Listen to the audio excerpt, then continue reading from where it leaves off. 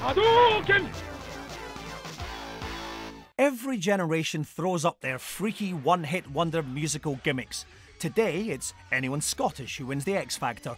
But back in the early 90s, it was Mac Daddy and Daddy Mac from the most equilaterally reflective musical combo of all time, Crisscross.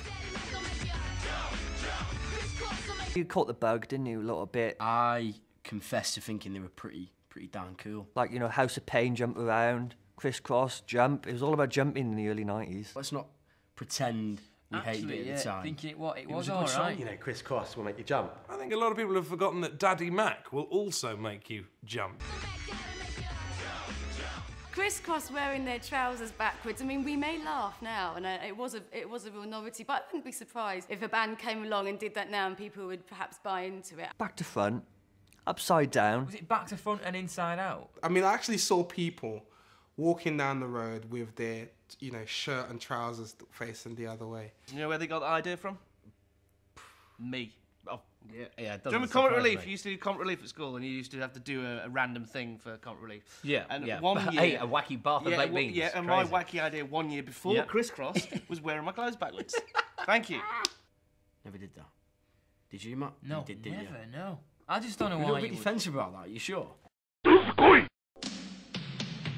While all this chart stuff was a-happening, deep within a laboratory in Newcastle, a mad scientist had split the human light entertainment genome for the first time.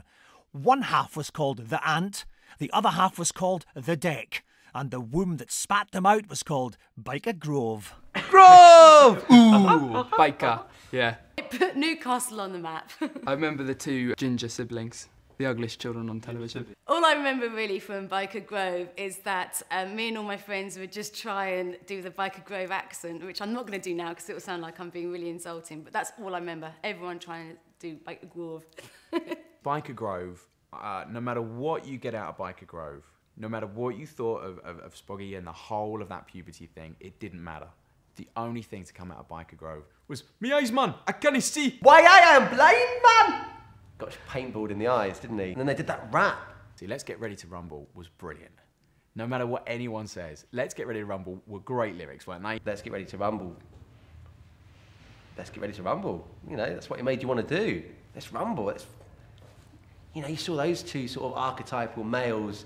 Let's get ready to rumble, sort of shout, you know, the voice of youth, angry youth. Let's do it. Let's go out and cause some shit. Post-pub telly is now something we take for granted, something that's there for dribbling drunk people to do on a Friday night. The genre was invented by The Word in 1991, only back then the people who were off their Friday faces were actually making the show. I think the Word was the beginning of new telly. Was the beginning of the public coming on. It was rude. Quite edgy. It was foul. Controversial. It was disgusting. You know, and I used to fancy, what's her face? Hammer! It was obviously a young team that said, right, no, we can do this. We know who our target audience is. It's kind of like rock and roll TV. Yeah. Why would you talk to Terry Christian if you didn't have to? He did have a very strong man accent. Sometimes welcome you to the couldn't weed. understand what he was saying. Take a cue and grab a mic.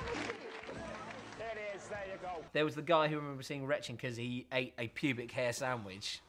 That was when it happened, wasn't it? That was like when, you know, the machines started taking control and built the Matrix. That was when art kind of got AIDS. I remember there was one bit where it's disgusting, but it's funny. There was this guy on a treadmill and he was running and he was sweating. And then he pulled his top up and there was loads of belly button fluff and a girl licked it out or something. That's one of the things that I saw when I was really young, and it's haunted me ever since. Oh, it was so foul, but great TV. Someone with a snorkel went into a bath of shit and piss. What, on the Word? Yeah. No, they're in a bathtub, unless it actually wasn't.